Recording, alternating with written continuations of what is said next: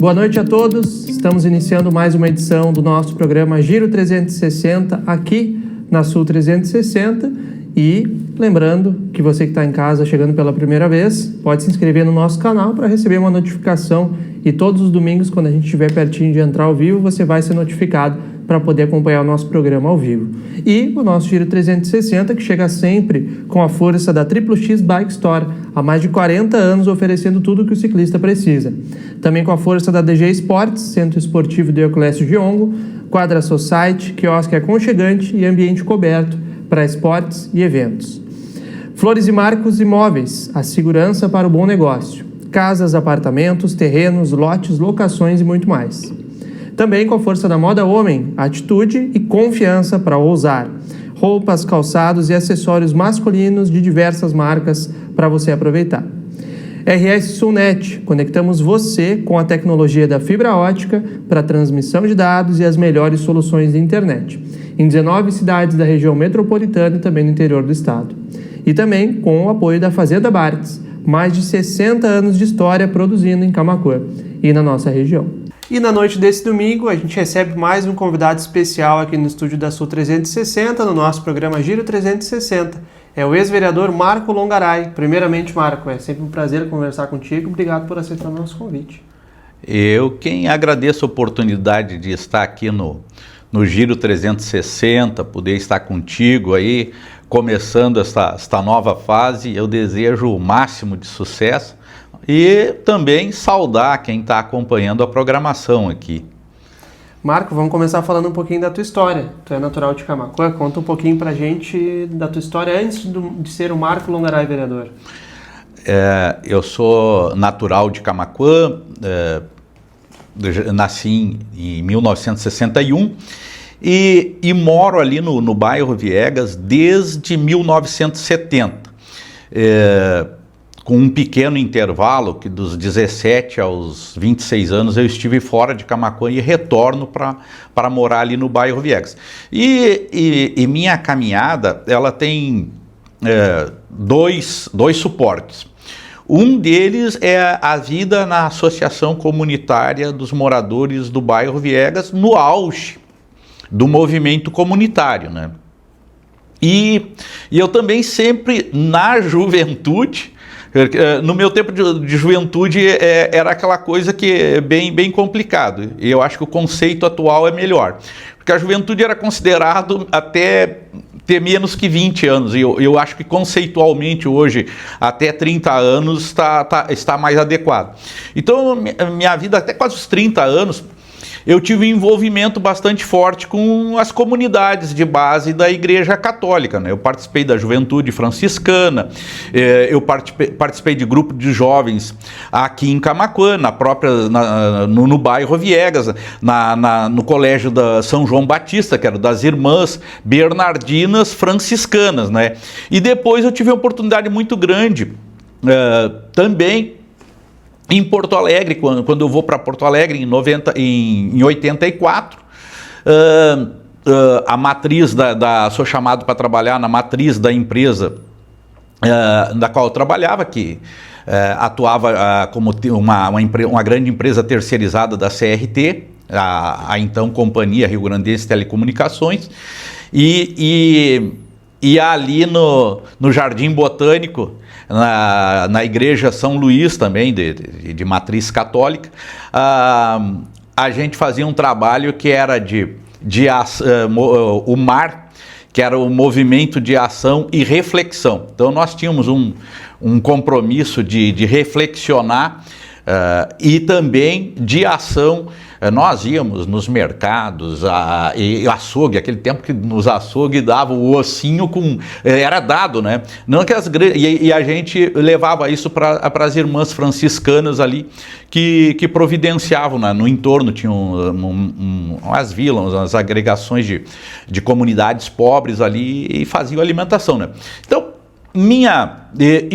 eu atribuo uma terceira questão, assim o meu posicionamento, as aulas de filosofia. Quando eu fiz o ensino médio, eu tive a oportunidade de ter filosofia, eu imputo à filosofia também uma das questões fundamentais. Também eu trabalhei na maior instituição bancária da época no país, logo depois que saí dessa empresa, e ali eu acabo também, digamos, um outro pé que eu coloquei foi no movimento sindical, né? No tempo que o movimento sindical era os bancários, Olívio Dutra presidente, houve assembleias que um anel do gigante da Beira-Rio para fazer uma assembleia, daquelas grandes assembleias dos bancários, enfim, e outros movimentos sindicais. É um outro momento, isso muito passou, né? Seja o movimento comunitário, o movimento sindical hoje sofre um revés muito grande, o individualismo tomou conta. E então eu venho daí, né? Como morador do bairro Viegas, retorno em 86 para casar e venho trabalhar numa empresa que hoje não existe mais, mas onde tinham mais de 100 funcionários. E eu sou um dos caras que digo assim, que era uma vida bem difícil na minha juventude, adolescência. E eu digo que eu tomei os piores vinhos, porque eram aqueles vinhos de garrafão. A gente não tinha nem dinheiro para comprar um galeto. Os pratos da turma era carcaça com massa, carcaça de frango com massa. E eu digo que tomei os piores vinhos, aqueles com anelina de garrafão, com os melhores amigos. E os meus melhores amigos, eles estavam nesses momentos, estavam nos momentos de tristeza, de alegria, e a minha alegria é que esses melhores amigos, parte deles estão comigo até hoje. Marco, tu citou uma parte que eu acho interessante a gente destacar, tu falou da parte dos estudos e da filosofia que te marcou muito. Tem algum professor que tu te lembra dessa época? Não, o professor ensina na questão filosófica, que eu acabei fazendo o ensino médio 1 ano aqui em Camaquã, 1 em Cachoeira do Sul e 1 em Porto Alegre. Mas em si a filosofia foi bastante significativa. Não tanto quanto o professor, mas aquilo que corrente de pensamento, o questionamento, o pensar. Eu sempre tive um pertencimento porque eu nunca tive projeto pessoal. Quem tem projeto pessoal é incapaz de compreender uma luta coletiva, né? Então isso para mim é muito claro, né? Eu tenho condições, digamos, poderia pensar socioeconomicamente, poderia estar pensando numa questão individual, mas eu sempre tive bem claro o que é pertencimento de classe, né? Eu sei a que classe eu pertenço, eu sei que nós vivemos numa pirâmide e eu sei onde é que eu estou nessa parte, né? Então eu tenho para o consumo, para o entendimento, eu não tenho dúvida sobre isso. Nós não estamos todos no mesmo barco, né? Nós podemos até estar no mesmo barco, mas com os interesses bem distintos. Nós estamos sobre a terra aqui, podemos estar na mesma cidade, mas os interesses são distintos. Os interesses da classe trabalhadora são distintos do patrão, por melhor que seja o patrão. E às vezes diz, mas tu é um socialista, um esquerda, vocês querem não, de iPhone, ou eu tenho um problema de coordenação que não dirijo. Não, nós queremos que as pessoas, os cidadãos possam fazer uma faculdade, ter uma casa, ter um bom celular, poder viajar, fazer lazer, ir para os aeroportos também. Não é querer uma vida melhor equilibrar na miséria, né? Nós queremos equilibrar, eu sonho com uma vida que dê dignidade para as pessoas. Marco, como é que tu ingressou na política? Bem, tenho uma única filiação a vida toda, que é minha mãe falecida, Sara Marfisa, junto com um tio, meus avós e outros familiares minhas irmãs fundaram o PT em Camaquã. Meu tio era professor em Porto Alegre e vinha com frequência a Camaquã. O PT aqui em Camaquã foi fundado, o PT é fundado no Colégio Sion em São Paulo, em 10 de fevereiro de 1980, E foi aqui em Camaquã coletado, precisava de muitas assinaturas para confirmar o partido a nível nacional. E tem uma filiação assim, que foi dada uma data mais geral, em junho de 1981, quer dizer, no máximo um ano e pouco depois, o PT se constitui aqui em Camaquã, né? Mas nesse momento eu não estava aqui. Aí eu retorno para Camaquã, e é aquele momento eu trabalhava nessa empresa chamada Agricap, onde eu tinha mais de 100 colegas. Cheguei ali para ser almoxarife e logo em seguida, vou dizer aqui, o Cláudio Brandeburski, então gerente geral, simpatizou comigo, me chamou para um outro cargo, mais um outro, tive uma certa ascensão na empresa. E estou ali nessa empresa com mais de 100 colegas e o auge do movimento comunitário. Hoje, se a gente convidar numa comunidade, pode colocar carro de som se for para pavimentar uma rua que não é pavimentada e dizer que o prefeito vai lá, o secretário, com viés de definição, algumas pessoas da rua que vai ser beneficiada irão lá nessa reunião. Algumas pessoas da rua. Naqueles anos 80, 90, dizia que tem uma reunião na associação comunitária, que no centro social urbano ali, às vezes não comportava de tanta gente, não precisava, se divulgava a pauta, mas se não tivesse pauta, dizia que ia discutir assuntos da comunidade, as pessoas iam, né? E aí teve uma ascensão ali do movimento comunitário, eu participando das questões do PT, e me filio, materializo a filiação em 88, né? E aí, de lá para cá, participei muito em 88, eu estava fazendo uma divulgação junto com outro colega, Juarez Almeida, do Arroz Ouro, em São Paulo, quando se elege lá em São Paulo a Erundina e aqui em Porto Alegre o Olívio Dutra. Eu pouco participei da campanha aqui em Camaquã, nós estávamos deslocados bem no período eleitoral para lá.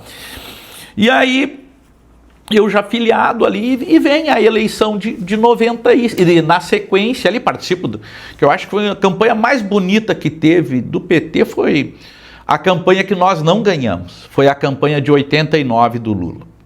Foi uma coisa fantástica. A campanha de 1989, campanha muito linda. E aí nessa sequência eu me envolvo muito e acabo concorrendo ali. Nós éramos 6 candidatos, 6 companheiras candidatos. Em 1996 eu não estava, vê que eu tinha voltado em 86 aqui para Camaquã, estava 10 anos aqui, um certo tempo, né? Mas eu tinha ficado outros 10 anos fora, e eu não era considerado assim favorito dos colegas ali. A professora, os candidatos era a professora Florentina, o professor Urubatã, que lecionava na Fundasul, o Eduardo Silva, que hoje é o presidente do PT, a Sandra Maura, que é presidente do Sindicato dos Comerciários, e a Florentina Castro Alves, e mais o professor Arildo.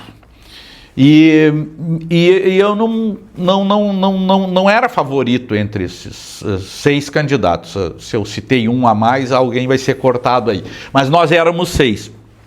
E surpreendentemente, na hora da eleição, ali foi uma diferença muito pequena. Eu acabo fazendo 635 votos e a professora Florentina, que foi a primeira suplente, 622. A diferença deu 13. Uma família. A diferença deu 13, o número do PT, né? Aí ali começa esse período que antecede aí. Então, basicamente, me ajudou muito o fato de eu trabalhar numa empresa com mais de 100 funcionários, que eu tinha boas relações, atuação no movimento comunitário, e ali eu ainda tinha uma participação significativa na Igreja Católica, ali, sempre ajudando nas festas, coisa e tal, ali na Igreja Cristo Rei do bairro Viegas, né? Minhas relações principais eram por aí, né? A empresa onde os ex-colegas da empresa onde eu havia trabalhado, eu saí de lá em 90, o movimento o auge do movimento comunitário e participação também na comunidade, na Igreja Católica Cristo Rei, né? Marco, o que tu te lembra da sensação de ser eleito vereador pela primeira vez? Tu esperava? Não, era muito... Não... Eu concorri 7 eleições, das quais 4 eu me elegi, 2 não. Desde de 96 a 7 eleições consecutivas até 2020 eu concorri. Sendo que em 2004 concorri a vice-prefeito de uma pessoa que eu tenho grande admiração, que é o Hermes Rocha. Era a reeleição aquela que eu dizia, que acho que nos bastidores, que o seu João Carlos fez uma estrutura de gestão, organizou as finanças da prefeitura, e o governo, que era regular, mas comparado com o último governo do seu José Cândido, parecia excelente, porque houve um choque de gestão e estavam desorganizadas as finanças da prefeitura, esta parte, principalmente a questão de finanças. E o governo do seu João Carlos parecia ótimo, e aí o seu João Carlos ia ganhar por VO sem concorrente, então era uma eleição duríssima, e eu fui vice do Hermes. Mas voltando, e o seu João Carlos, de fato, ganhou a eleição, a gente fez 35% dos votos, o Hermes com eu de vice e os apoios. Para ter uma ideia, o ex-prefeito em memória, Marco Aurélio Pereira, fez 5% dos votos. E o seu João Carlos, e aí era o vice, era o Eliassi nesse segundo mandato. Fizeram 60% dos votos e confirmaram as projeções ali. Mas eu não tinha expectativa de ser eleito, achava com poucos candidatos que era muito difícil colocar 2, eram todos, ninguém fez pouco voto, mas era difícil colocar 2, e a favorita era a companheira Florentina Castro Alves, que era professora muito conhecida no Colégio das Irmãs e no seio da Igreja Católica aqui, mais na região central, e com trabalho e muito conhecimento e muito benquista, né? E aí deu este acaso aí de uma margem muito pequena. Eu fui muito bem votado lá no Viegas, lá, muito bem, porque o fato de ter ficado fora bastante anos ali. E quando eu retornei para essa empresa, eu fiquei quase que de domingo a domingo trabalhando na empresa lá. Então, meu arco de expansão não era muito grande naquele momento ali, não era grande. Então foi um mandato. Aí eu vou para a Câmara e tinha as propostas, né? O recesso era de 90 dias, a Câmara não funcionava janeiro, fevereiro e julho. Aí são pautas que eu levo para a Câmara. Como é que nós vamos explicar para os trabalhadores o recesso da Câmara de 90 dias, que o trabalhador tem 30 dias de férias? Depois de muita luta, tiramos um dos meses, ali no janeiro e fevereiro, caiu um mês e ficou ainda um no início do ano e o julho lá. Depois de um tempo, conseguimos derrubar o julho. As diárias abusivas, as diárias aqui, nós estávamos vendo uma outra cidade, outro dia aí, bem próxima daqui, embrulhada na questão das diárias. Quando eu chego na Câmara, a diária era R$ 101,97. Primeiro, isso equivale hoje a R$ 500. Para uma diária para ir ali em Tapes, em Porto Alegre, sem pernoite. Quando estava lendo lá na sessão da Câmara, tem uma reunião em Pelotas, nós éramos 21 vereadores, hoje são 15, teve um período que Camaquã ali ficou com 10, né? Até que foi regrado, que hoje são 15. Quando estava lendo uma correspondência, já tinha assim 8 mãos levantadas. O presidente dizia mas no carro da Câmara só cabe o motorista mais 4 no máximo. Mano, nós vamos no nosso carro próprio. E aí, vê bem os extremos. Eu levanto essa bandeira e o primeiro que vem junto, em memória também, o vereador Bento Mozart da Silva. E aí foi feita a gente bateu muito nessa questão das diárias, ela teve uma redução de imediato ali em 50%, mas teve um efeito colateral. Os vereadores aí só passaram aí em viagens mais necessárias e durante anos não houve reajuste nas diárias. Então, de tal forma que hoje uma diária sem pernoite está R$100 e poucos. Mas se comparar com a relação com o salário mínimo naquela época, era uma fortuna. Era uma fortuna.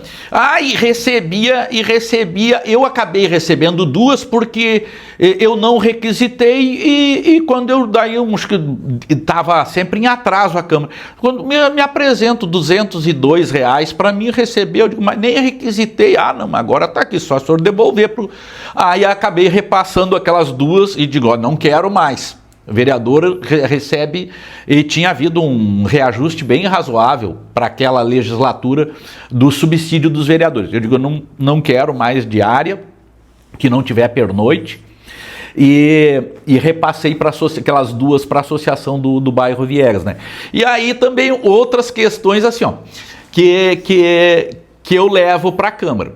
A questão das diárias, o voto secreto, qualquer coisinha que encrespava, vinha uma caixinha lá, vamos fazer o voto secreto. O voto secreto nunca dava conforme os discursos. Aquilo era um horror, né?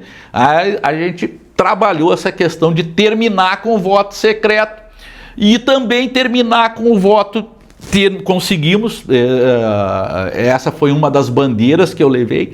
Terminamos com o voto secreto e tinha o voto possível de abstenção.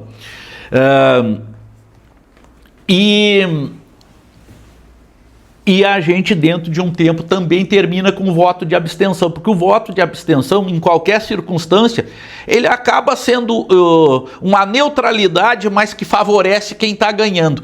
E eu sempre digo assim, por que o voto, eu acho que o voto do cidadão tem que ser secreto? Olha, se quiser imprimir voto, tem que ter uma maquininha ali do lado já para, no máximo aí. Ninguém pode saber como é que o cidadão está votando. Agora o vereador, ele é eleito para votar. Ele tem que dar conta do que ele está fazendo para a comunidade. Como é que ele vai votar escondido?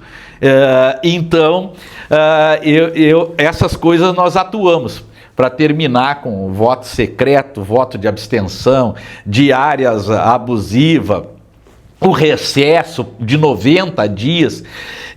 Só teve uma mudança que eu, a nível nacional, que eu não sou favorável, que é o voto aberto.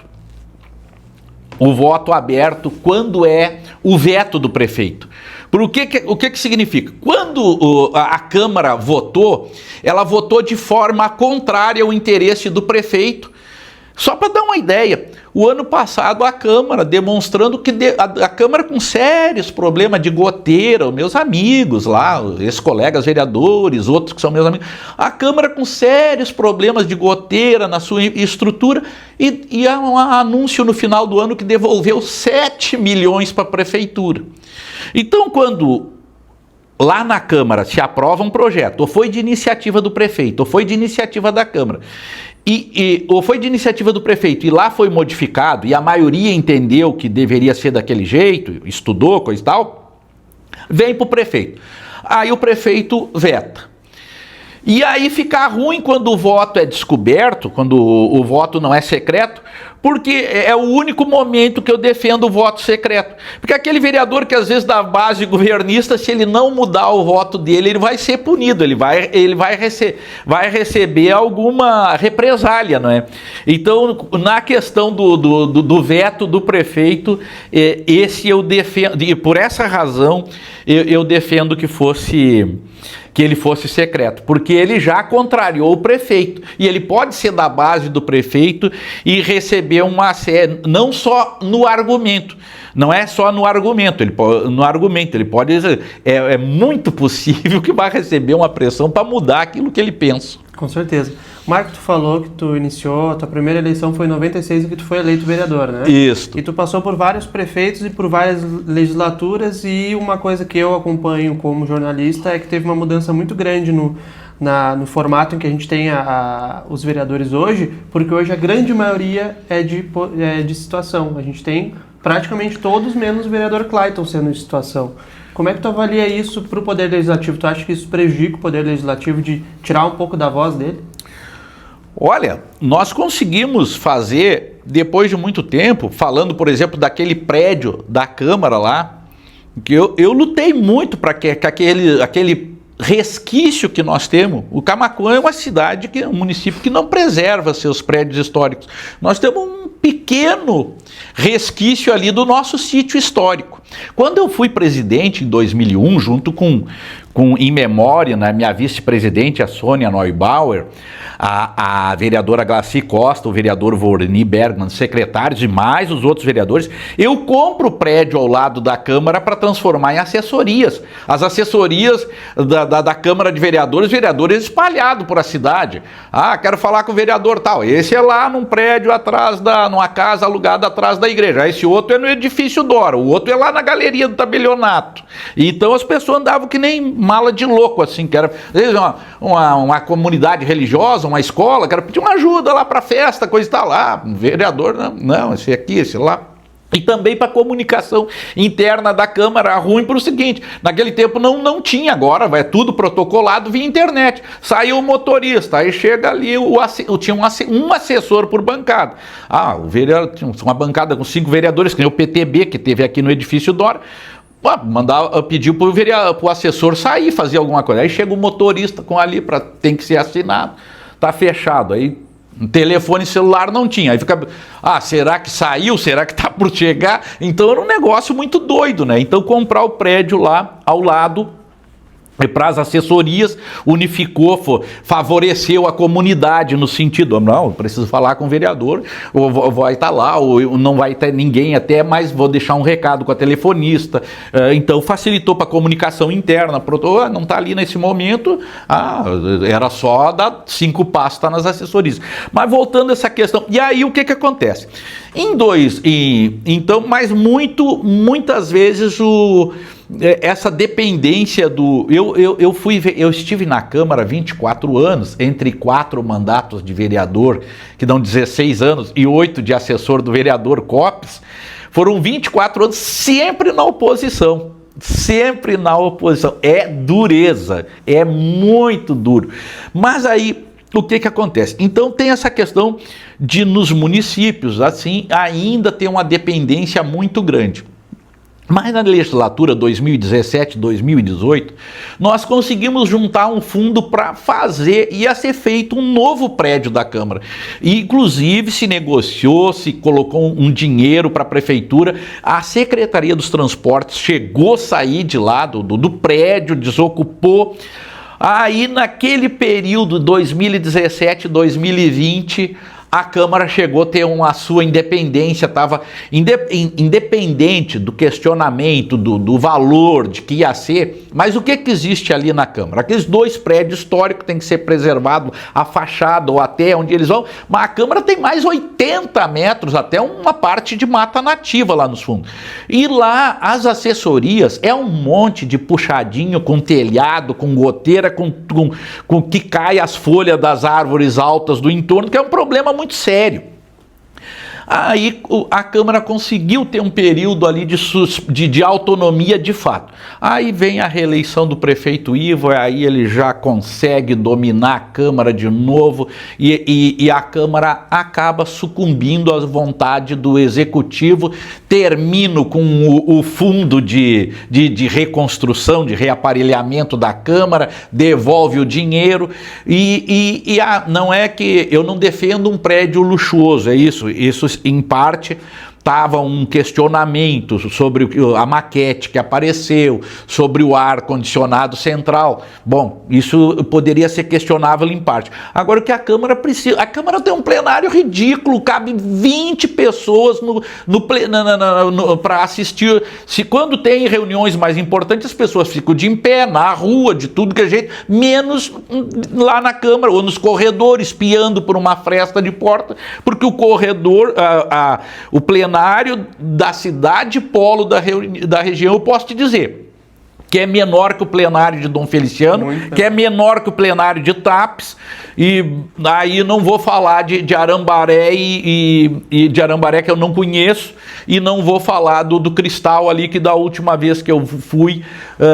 mas enfim, é incompatível o plenário da Câmara, incompatível com o município polo. E quanto à questão de estarem 14 vereadores hoje na situação, eu acho que é um fato incomum. A primeira vez, eu acho que na história de Camaquã, que a administração consegue ter na base 14 de 15 vereadores. Não é a questão se é ruim ou não. Eu vejo o seguinte, ó, todo mundo foram eleitos na perspectiva de que este grupo tivesse junto o ex-prefeito Ivo de Lima Ferreira. E o que eu digo? Ó, normalmente, depois da eleição do prefeito Ivo, depois da reeleição, ou mesmo um prefeito reeleito, e agora o terceiro ano, o prefeito Abner, que eu vi toda a entrevista dele, ele não teria começado tão acelerado, com tantas obras de asfáltica, a conclusão lá da Jango Castro, a Walter Quez, a Major João Meirelles, aqui a 7 de setembro, tirando os canteiros. O que está em disputa? Se o prefeito Abner não acelerar, as pessoas vão começar a lembrar do prefeito Ivo. Então ele começa o primeiro ano, que seria um ano de mais arrumar a casa, e depois, mas não, ele começa o primeiro ano porque eles acabam rompendo. Ele diz que não é da parte dele. Eu ouvi toda a entrevista aqui, não é da parte dele, mas o prefeito Ivo disse que os amigos urso, inclusive, né? E então tem esse espelho. Se o Abner não correr, a população... E eu sempre digo, o prefeito Ivo tinha uma bala de prata, que era a usina de asfalto, e na cabeça do camaquense era assim: acima de Eldorado, Guaíba tem asfalto, por que Camaquã não tem?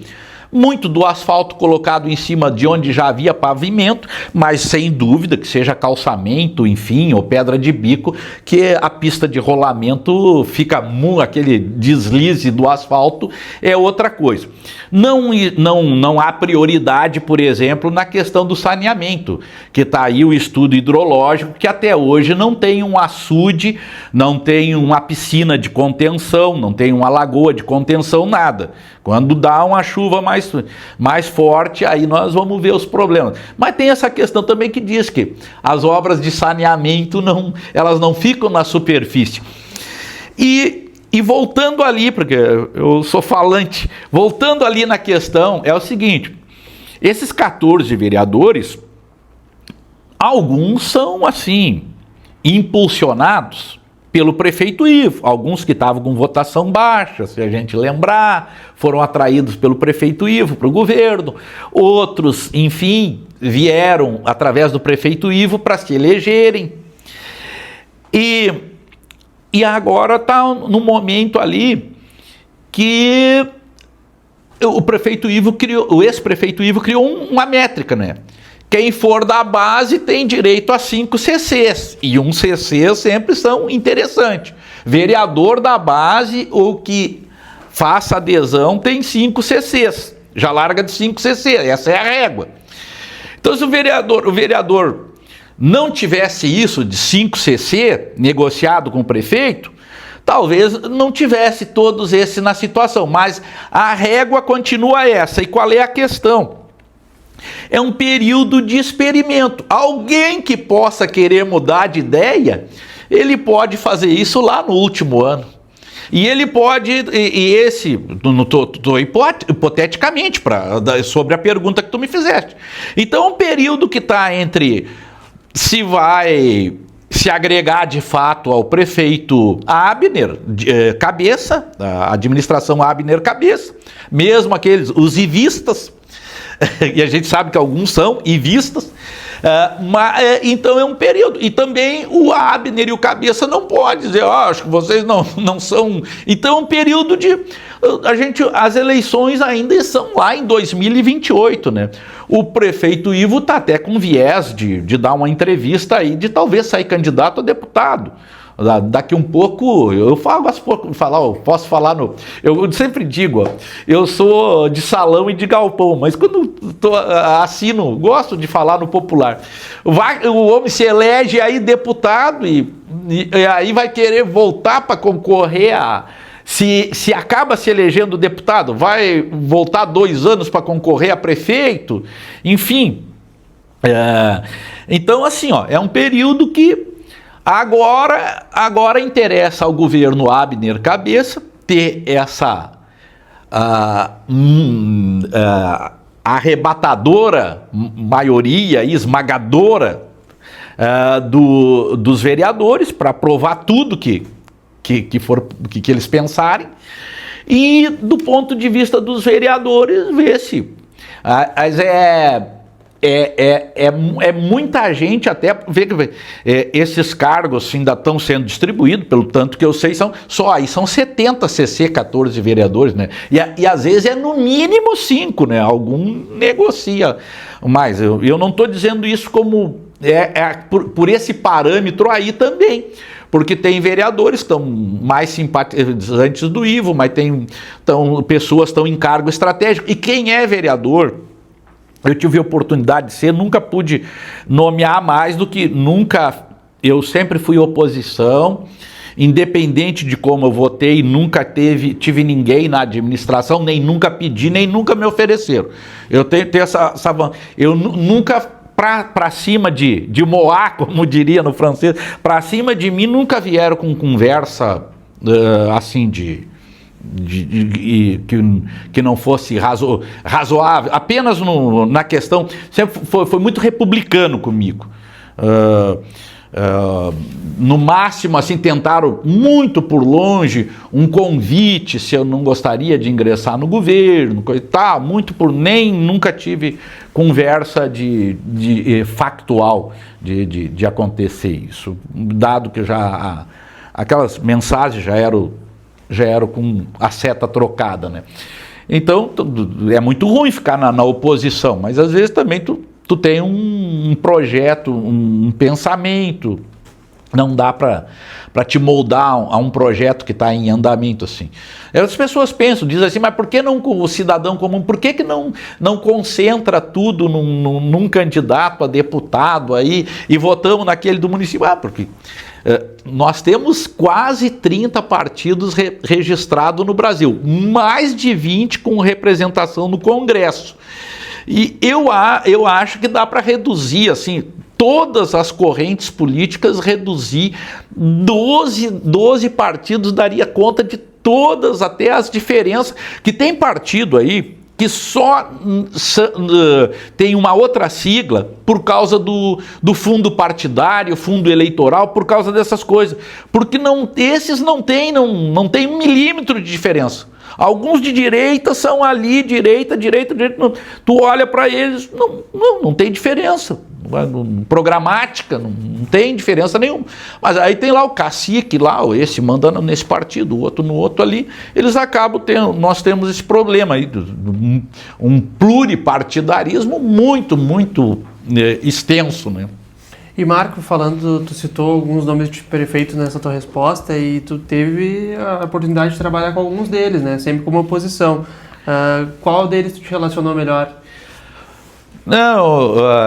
Do ponto de vista de me relacionar melhor, olha, eu tive por incrível que pareça, eu tenho uma coisa. Nesse tempo da política, entre assessor e vereador, eu passei por mais de 100 vereadores. Majoritariamente, esmagadoramente adversários. E E na minha vida, assim, que é cedo de centro-esquerda, na verdade eu sou um social-democrata. Não o que os tucanos eram, né? Eu nunca pensei em fazer revolução, em pegar em armas, essas coisas. Eu estou com 60 e poucos anos, eu nunca tive essa visão. A visão da sociedade, para mim, é um Estado que não é um Estado que só dê conta de educação, saúde e segurança. Sou a favor que tenha os bancos, que a água pudesse ser do Estado, que a energia pudesse ser do Estado. O programa, por exemplo, o programa Luz para Todos, que levou para aquelas pessoas lá no interior que estavam no século XVIII. Programa Minha Casa Minha Vida, por exemplo. Mas o governo tem que ser, não pode ser só saúde, segurança. Isso que a segurança estão querendo esse ano eleitoral empurrar muito para cima da questão presidente, mas a segurança é questão do Estado. Saúde, segurança e educação. Caiu uma faísca aí. Tu perguntou sobre os prefeitos. Olha, ainda que eu dizendo sobre isso, passei mais de 100 vereadores, prefeitos. O seu José Cândido foi o primeiro que eu. Seu José Cândido tinha uma coisa. Eu era mais ácido no primeiro mandato. Fazia muita crítica e havia muita falha no governo. Fazia crítica, mas também deixava muita lacuna. O seu Zé Cândido tinha uma coisa, ele nunca te respondia, ele nunca se importava com as críticas, então assim, ele não se importava. Mas eu acho assim, depois tive com o seu Zé Cândido, parte bastante do prefeito João Carlos, o segundo e o último mandato dele, por 3 prefeitos, na verdade, enquanto vereador. Um do seu Zé Cândido, 2 mandatos integrais do prefeito João Carlos e o primeiro do prefeito Ivo. Eu acho que assim, do ponto de vista de alguma evolução, de conseguir alguma coisa mais para a comunidade, assim eu obtive com o prefeito Ivo. Eu sempre digo, as pessoas às vezes não gostam, né? Os 3 eram coronéis. Os 3, o prefeito José Cândido, o prefeito João Carlos Machado. Nós somos uma cidade de coronéis. O prefeito Ivo era coronel também. Um dia ele disse para mim, não, eu só sou coronel quando é preciso, mas eu digo, então, o senhor é coronel quando é preciso, o senhor é coronel. Mas a relação, assim, tanto com o seu José Cândido, depois com o prefeito João Carlos e o prefeito Ivo, sempre mesmo com as críticas que eu tinha que fazer, eu era da oposição, né, e não era da oposição para ganhar voto. Sempre foi muito respeitoso. Eu estava dizendo antes que passei por mais de 100 vereadores enquanto colegas ou na assessoria. Eu na política, e com toda essa adversidade ideológica, eu não tenho, o que eu digo, tem gente que, e eu preciso tocar nisso. Eu tenho uns 5 pessoas assim, que eu não tenho inimizade. O que na política eu fiz foi amigos.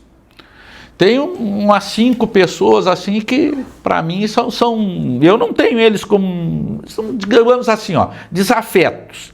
Tem umas pessoas que realmente não, mas eu não tenho inimizade com elas. Se for assim, socialmente tiver que apertar na mão delas, aperto assim, mas enfim, mas eu acho que é um saldo bem positivo, bem passou por tanta gente, a maioria adversários, enfrentamentos muito duros, debates, enfim. Mas tem pessoas aí que eu acho que até me tem como inimigo assim na rua, de ouvir meus comentários. Eu faço 2 comentários semanais na sexta-feira em 2 veículos diferentes, e eu acho que tem gente que às vezes eu vejo algum comentário ali quando a empresa de comunicação ali publica ali o vídeo, e eu vejo a acidez de algumas pessoas, mas as pessoas que me conhecem, as que me conhecem de fato, é bem difícil, né? Bem difícil eu ter, eu vou reportar uma coisa aqui do In Memoriam do Bento Mozart da Silva. Naquele mandato 97, 2000, era só a Rádio Camaquense. Um estudo de 2012, 67%, uma pesquisa, Index, feita em Camaquã pelo governo Molon, 67% dos camaquenses ouviam a Rádio Camaquense em 2012. E o Bento e eu travávamos debate duríssimo ali na Rádio Camaquense na sexta-feira. E terminava ali a participação já por 11 e pouca, e eu tenho um problema de coordenação motora, que não dirijo nem piloto, e o Bento perguntava para mim, tu quer que eu te deixe na Câmara ou já era 11? Ou tu quer que eu te leve em casa? Que é lá no Viegas, não é qualquer carona, né? Então assim, eu sempre soube muito bem diferenciar, muita clareza no que é questão política ideológica e o que é relações pessoais, né? Então tem muitos amigos, adversários, os prefeitos, todos eles, eu fui me despedir todas as vezes fui me despedir do seu Zé Cândido, que perdeu para o João Carlos, fui no término dos governos do seu João Carlos, quando eu não me reelegi, na última vez que ele não concorreu à reeleição, eu fui ali fazer uma visita, e o prefeito Ivo, eu fui visitá-lo no último, eu não era vereador em 2024, não tinha sido reeleito, e eu fui falar com o prefeito Ivo. Eu disse, a agenda aí, é apenas para um agradecimento, que foi nosso prefeito e tal. Foi uma agenda lá para meados de dezembro, e aí tomamos aquele cafezinho ali, a água, coisa e tal, uma conversa de uns 15 minutos, agradeci por ter sido nosso prefeito, coisa e tal, uma questão de... Eu continuo assim na política, não estou na linha, na vitrine, com cargo, essas coisas, mas continuo militando, né? Defendendo as pautas, enfim. Aí eu digo, na saída eu só disse, olha, prefeito, no dia da vitória do Abner e do Cabeça, o senhor foi o grande arquiteto, o senhor disse que estava ali se formando um governo para uma composição para 20 anos. Eu disse, prefeito Ivo, 20 anos é muito tempo na política, não durou 6 meses, estava desfeito aquele arranjo. E tu citou que tanto o João Carlos quanto o Zé Cândido e o Ivo têm uma característica de serem coronéis. Acho que o Abner também segue essa linha ou ele é diferente?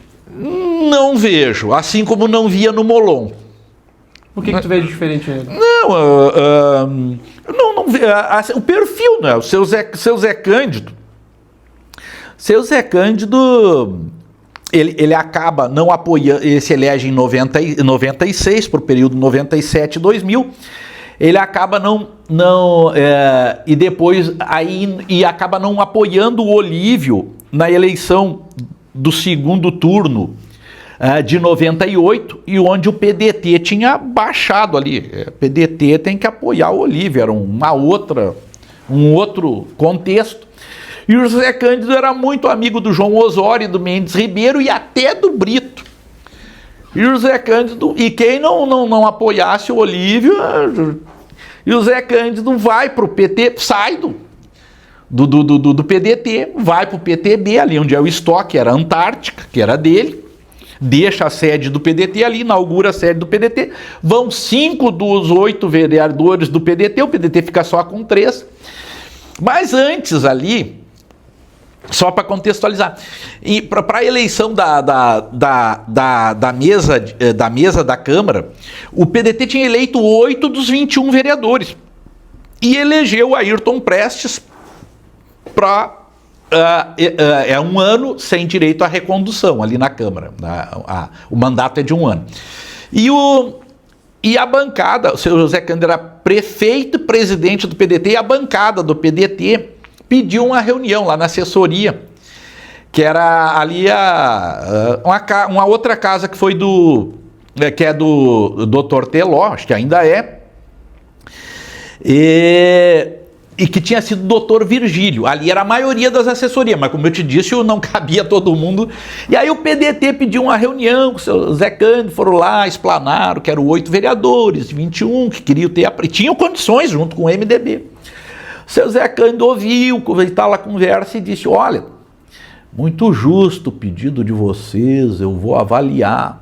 E sempre com o primeiro-ministro, que era o Dael Prestes, junto. Aí terminou a reunião lá na sala da bancada do PDT, passaram a dar 2 metros, o Ludigero, em memória, estava assim, o Zé Cândido pro Dael, claro, a bancada ficou ainda na sala, lá os 8 vereadores se falando.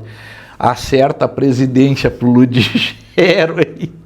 E a gente soube disso porque ele rompeu com aí o Dael e outras pessoas ficaram no PDT. A gente ficou sabendo dessa conversa por causa dele ter rompido. Então, por causa do perfil, né? O seu João Carlos Machado, mais quietão assim, mas também coronel, né? Aí nessa turma, o prefeito Ivo também, né? O prefeito Ivo é um cara que... Camaquã tem isso. Mas o Molon e o Abner, eu não vejo no Abner perfil de coronel, acho que, a não ser que ele vai se emplumar, vai pender para ir, mas não vejo isso nele, acho que é do diálogo, enfim, mas mesmo assim que possa endurecer, mas não vejo esse perfil desses. Mas Camaquã, ela orbita em termos de coronel, mas eu não classificaria desses 5 prefeitos aí, que Zé Cândido representou muito, o seu João Carlos se reelegeu na composição, depois o Molon acaba se elegendo ali, e o Molon não tinha esse perfil assim, a questão da natureza das pessoas, aí, enfim, coisa e tal. Tem gente que às vezes não gosta que eu diga que o seu João Carlos é coronel, mas é da linhagem. Marco, tu falou, estão muitos nomes que quem está em casa nos acompanhando e acompanha a política conhecem. Desses nomes, tem alguma pessoa que tu aprendeu a admirar com a política, quando tu te recorda do teu período, quem é que tu admira dentro da política local? Olha, eu vou dizer uma coisa, assim, ó, acho que eu tive um colega partidário que foi vereador de alta qualidade, José Carlos Copes. O professor Clayton, atualmente, eu acho que é muito, muito capacitado. Teve um vereador que eu fui colega dele de 97 a 2004, sempre nos relacionamos razoavelmente bem hoje, mas na época de vereador era até difícil o nosso relacionamento. O Ayrton Prestes, está em Porto Alegre. Só que neste tempo que eu vivi na Câmara, o melhor tribuno. O Ayrton, não estou dizendo de uma fração, vereadores, legisladores. Estou me lembrando aqui do José Carlos Copes, excelente, do professor Clayton, outros, muito bom. Mas o Ayrton não é a questão de ser legislador. Ele tinha um dom de uma coisa que eu quero, essa partezinha. Era, com uma palavra, qualquer que fosse, ele fazia um discurso. E ele tinha um dom de transformar o ruim em bom e avacalhar com o bom. Então, assim, ó, é uma coisa que na tribuna, às vezes isso, num tempo que era muito ouvido, as transmissões da rádio, isso tinha um peso, não é nem, eu estou dizendo, era uma qualidade que ele tinha, não estou nem aqui, mas como tribuno foi o melhor tribuno, nem estou dizendo legislador, que não é isso, mas tinha uma capacidade incrível, né? Teve outros vereadores, neste período que eu fui vereador, Fábio Renner, hoje atua no meio de comunicação, foi vereador também por 8 anos junto, era muito propositivo do ponto de vista daquilo que ele defendia, né? Claro, então, sim, teria outros aí, mas alguns que se destacaram, eu acho que não estou cometendo pecado aqui, teria que pensar nome a nome aqui, mas três vereadores legisladores e muito conhecedores do regimento, do processo legislativo, e o Ayrton como tribuno, né? Não é que o jeito que ele conseguia aquilo, não é, nem sempre ele estava dizendo a verdade, mas ele conseguia transformar o bom em ruim e o ruim em bom e avacalhar o bom. Defender a ideia dele. Ele tinha um dom argumentativo. Eu digo, uma palavra é o suficiente para ele enfileirar um discurso de vários minutos.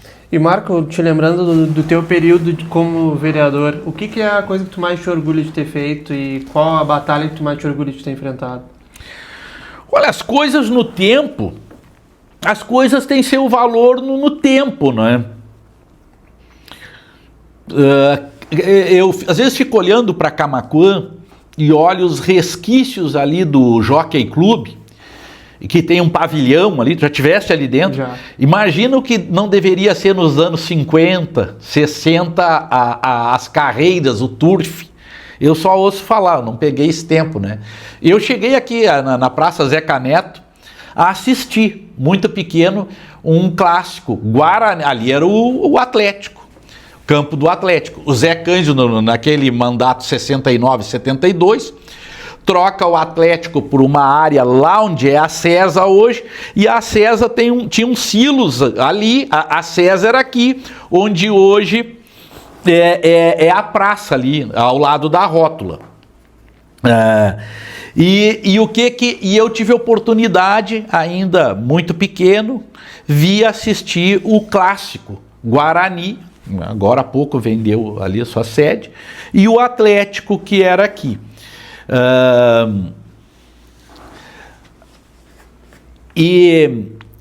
Então eu fico imaginando essas coisas do valor no seu tempo. Teve um projeto que eu fiz, só para relatar, no tempo que os ônibus vinham apinhados de todos os bairros. O que as pessoas acenderam nesses últimos 25 anos comprando... Eu tô lembrando que 25 anos atrás, tu vê uma pessoa de carro no Viegas, eram poucas pessoas. Hoje, assim, para numa tarde de sábado, e eu olho assim, eu fico meio que abobado. Como evoluiu? Nem sempre essas evoluções são boas. Naquele tempo o cara tinha um fusquinha, passava por um amigo, dava uma carona, coisa e tal. Hoje é todo mundo aqui só aqui olhando pro seu individual, assim. Houve um crescimento muito grande, socioeconômico, parece que não, mas se a gente, aquilo que eu estava dizendo, que no meu tempo de juventude, nem um galeto, nós de periferia, era carcaça com massa e vinho de garrafão e daqueles anelina bem ruim. Mas assim, ó, teve um projeto que era o seguinte, ó, as pessoas, no tempo que andavam, a gente vê que a falência que houve das empresas de ônibus, a empresa São João ficou trabalhando com cobrador e motorista pago até a última hora, depois ficaram aí os donos muito corretos, Luiz Clério Moraes Duarte e o seu filho, cara, assim, 2 anos ou mais aí negociando para acertar, vendendo patrimônio, o Clayton Duarte e o Luiz Clério, porque eu acho que até eles foram mais tempo, porque o seu Valdomiro foi que iniciou, o pai do Clérim, que iniciou o transporte coletivo em Camaquã com umas Kombi, das Kombi passaram para os micro-ônibus e do micro-ônibus para os ônibus, e teve um período de ascensão, de transportar gente, assim, vinha... Do ônibus do Viegas vinha com 70, 80 passageiros. 70, 80 passageiros. E naquele tempo eu criei um projeto tu tinha que andar num ônibus daqui do centro para outro lugar, já era, tu tinha que comprar bloco de passagem diferente. E eu criei um projeto que se transforma em lei, que era a compensação de passagem. Senão as pessoas às vezes não tinham dinheiro, a empresa precisava comprar, ao invés de dar um bloco de passagem para o funcionário, que tinha que pegar, se deslocar por 3 empresas diferentes que operavam aqui, e às vezes a pessoa vinha aqui até do Viegas até o centro, mas seguia para o destino numa outra empresa. Um projeto de compensação de passagem. Mas assim, ó, nesse período de vereador, eu diria o seguinte, ó, questões como enfrentar as diárias abusivas, terminar com voto secreto, que era um câncer na Câmara, comprar o prédio das assessorias ali, poder comprar um prédio histórico ali, do lado da Câmara ali. Mas assim, também num âmbito assim, eu diria que a luta pela conquista do IFSU, às vezes eu estava ontem olhando os recortes de jornal e eu fotografei e mandei pro mestre Alvorino. Porque tinha sido já anunciado que ia ser em TAPES, eu tenho os recortes de jornal e tudo. E o Alvorino na coluna dele do Controle Geral, que saía na Gazeta, tinha a parte falada e a coluna na Gazeta. Aí ele diz, tudo bem que já está praticamente indicado que vai ser para TAPES, já dizem que as chances são mínimas, mas há um direito de Camaquã reivindicar essa cidade polo. E realmente nós fomos numa luta, já tinha sido anunciado no jornal, não sei se na época era eu acho que era no jornal A Visão, já tinha sido anunciado, eu tenho os recortes, tudo, eu guardo uma pasta lá em casa. E nós conseguimos... eu era assessor do vereador Copes, o Alcindo Mendes era o presidente do PT, e o Eduardo Silva também estava na assessoria do Copes, o vereador Copes, uma parceria muito grande com o prefeito Ernesto Molon e o secretário Milton, que embasou muito, o secretário Milton Silveira Pereira. E foi um negócio assim, foi uma participação grande minha, porque o Copes estava vindo para o PT naquele tempo, no segundo mandato ali, mas eu tinha bons contatos em Brasília. E a ação do Copes, do Molon, do Alcindo e do Eduardo, nós conseguimos, no dia que o ex-prefeito, o Racier, consegue uma audiência para o prefeito de TAPES, o Tejada, para manter, que já estava anunciado que ia ser em TAPES, pelo secretário nacional de ensino profissionalizante, o Eliezer Pacheco, que se não mudou, ainda é o esposo da Maria do Rosário, deputada federal na época, e ele secretário do ensino técnico. Já anunciado tudo, 2 páginas de jornal. E a gente, no dia que nós conseguimos, através de um contato, que é filho de Camaquã, o alemão, Carlos Eduardo Vieira, trabalhou muito tempo em Brasília, e nesse tempo ele estava com o Tarso. No dia que o Racier, ex-prefeito de Arambaré, consegue, que ele estava numa entidade lá municipal em Brasília, conseguiu uma agenda para a comitiva de TAPES com o ministro Fernando Haddad. Nós fomos recebidos, o alemão, Carlos Eduardo Vieira, conseguiu uma agenda com o segundo na hierarquia, José Henrique Paim Fernandes. Só que este cara era gaúcho. E aí, na minha fala, eu começo a dizer para ele, sabia que ele era de Canoas, coisa e tal, mas enfim, começo a dizer para ele, olha, TAPES é uma cidade que tem a questão do acesso, Camaquã é cidade polo, Lula disse que ia fazer na cidade polo, coisa e tal. Aí eu dei uma falada nisso, claro, todo mundo se apresentou, falou isso. Mas quando está na minha fala, aí ele diz assim, ó, esse José Henrique Paim Fernandes é um cara que é um peso grande na balança do IFSU, do Cefet na época. Cefet, não se falava em IFSU, foi transformado depois. Ele disse assim, ó, Eu sei, estou falando sobre TAPS, tinha que fazer baldeação de outra cidade, em tempo que ainda tinha ônibus, mas nem se fosse hoje é muito mais difícil. Ele disse, eu sei bem o que é Sentinela, TAPS, Camaquã, Cristal, Amaral, Ferrador. Eu trabalhei no Badesul, eu fazia aquela região ali, e porque no ministério lá não tem o ministro adjunto. É o ministro e o secretário executivo. Na hierarquia é o equivalente, mas é sempre chamado de secretário executivo. E vê que o Racier, o ex-prefeito, tinha conseguido na hora, nós nos fechamos as comitivas lá. O Molon, o vereador Copes, o Alcindo, que estava nessa, o Eduardo foi na outra, e eu nos fechamos com a comitiva que ia ser recebida pelo ministro da Educação. E nós fomos recebidos pelo secretário executivo. Mas deu que o cara conhecia toda a região e com aquela questão de que, embora já tivesse sido anunciado, revertemos a situação, tá? Essa escola maravilhosa aí, enfim, muitas formaturas já, e eu acho que foi assim, do tempo de luta reivindicatória, eu acho que nada se compara com essa conquista aí, né? Eu participei de muitas conquistas. No governo Olívio, tem uma subestação 2 da CE, foi levada água para Vila Aurora. Eu me envolvi muito na questão asfáltica, Camaquã, Dom Feliciano, enfim...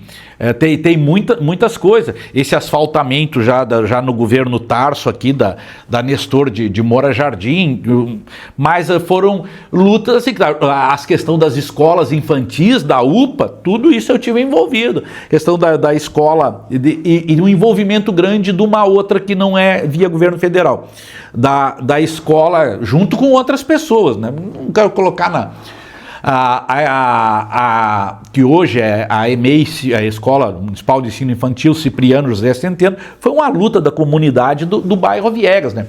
Depois vieram as escolas da Pró-Infância, via presidenta Dilma, a escola Barbosa Lessa, a escola Mimosa, que funcionava aqui na Bento, agora é ali no bairro Maria da Graça, construída, a Nossa Senhora Aparecida, a UPA, que eu tive... A UPA, o prefeito Ivo chegou aí, quando assumiu, chegou aí a Brasília, que ele ia devolver. O prefeito Ivo só acabou abrindo a UPA porque ele queria devolver e fazer alguma coisa de saúde lá, mas da forma dele, não como o governo. Ele só não desistiu de abrir a UPA porque ele queria parcelar em 60 meses e o governo, no máximo, era 30 vezes, se não me engano. Mas o prefeito Ivo foi a Brasília disposto a... Então nós temos hoje tem uma UPA em Camaquã, uma unidade pronto atendimento 24 horas, que eu tive a oportunidade de denominar de Mário Nunes Lacerda, um grande cidadão, presidente por vários anos da Associação Comunitária dos Moradores do Bairro Viegas. E essa homenagem ao seu Mário Nunes Lacerda vem por que homenagear o presidente lá da associação com um nome, enfim, da unidade pronto atendimento 24 horas. Seu Mário Nunes Lacerda, já falecido há mais tempo, e o seu arcanjo Jacob Sem Meirelles, faleceu há pouco, irmão do vereador mais velho, irmão do vereador Wilson Meirelles, foram... A Associação Comunitária do Bairro Viegas tem um assento no Conselho Municipal de Saúde, é uma das entidades representando os usuários, por conta de que lá quando a Constituição é de 88, a Lei 8080 que cria e molda o SUS e dá os passos é de 92, se não me engano, que trata, e aí o seu Mário e o Arcanjo eram os representantes nossos no Conselho de Saúde. Então, por tudo que o seu Mário Nunes Lacerda representou para o nosso bairro lá, eu tive a oportunidade de homenagear com o nome dele a UPA, a Unidade Pronto Atendimento 24 horas, praticamente, assim, que tem uma família muito pequena, para não dizer que já não teve um atendimento. Eu já tive atendimento na UPA, a gente já tem com a idade um pouco assim, eles dão uma mexida ali, E também, às vezes, no fim de semana, não tem, os postos de saúde estão fechados, ou mais no final da tarde, acaba que mesmo que tu não entrando ali na questão prioritária, na questão do protocolo de Manchester ali, tu acaba sendo atendido, né?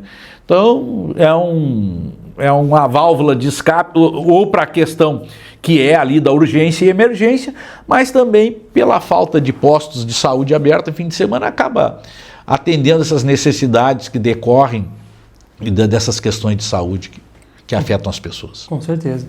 Marco, primeiramente eu quero te agradecer pela presença e pela disponibilidade de ser um dos primeiros entrevistados aqui do nosso programa e deixar as nossas portas sempre abertas. A gente segue acompanhando o teu trabalho e obrigado por aceitar o nosso convite. Eu agradeço com toda a sinceridade a ti, os que vão acompanhar essa entrevista, a tua equipe, e desejar aqui ao Sul 360, no Giro 360, muito sucesso aí. Eu te admiro, sinceramente, a gente tem uma boa relação ali desde que nos conhecemos ali no outro veículo de comunicação, e eu acho que as pessoas, elas têm que perseguir seus sonhos, têm que ir em busca daquilo, de atingir aquelas metas que, não sendo pisando em cima dos outros, que não é o teu caso, e tal, eu acho que a gente tem que procurar avançar, né? A gente tem que ir atrás dos objetivos, e eu estou muito contente de ter sido convidado, e também estou à disposição. Aí, como eu disse, eu hoje estou mais na condição de cidadão, e cidadão para mim não... Quando eu falo em esperança, é do verbo esperançar, não é de ficar esperando que as coisas aconteçam. Eu sou da participação. Muito obrigado mesmo, sucesso a vocês todos aí.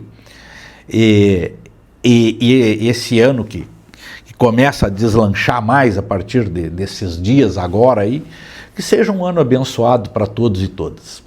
Perfeito. Obrigado, Marco, mais uma vez pela participação. E para quem está em casa nos acompanhando, também agradecer por acompanhar o nosso episódio até agora. E lembrando, se você ainda não se inscreveu no nosso canal, clica aqui no sininho, se inscreve, ativa as notificações. Todos os domingos às 19 horas a gente está de volta com um novo episódio. Uma boa noite a todos e até semana que vem.